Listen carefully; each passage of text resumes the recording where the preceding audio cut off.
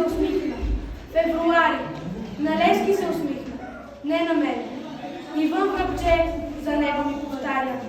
Щом хората изгледат по-големи. Навярно се усещам страшно малък. Навярно смелостта ми не достига. Животът, който щедро са ми дали, дали го бих сменил за край на иго, не зная.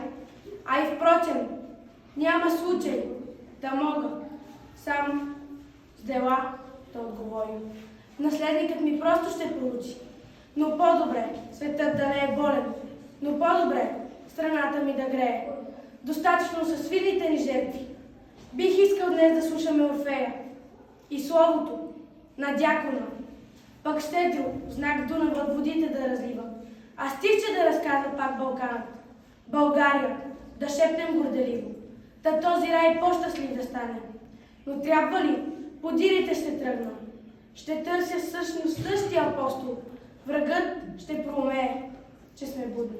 Ще иска милост, сигурно от Господ. А той мълчи, но аз му се прекланям.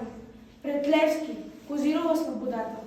Засреща там, виж, даскале е рано, но чуй, благодаря за всички дати. Ангел Колев.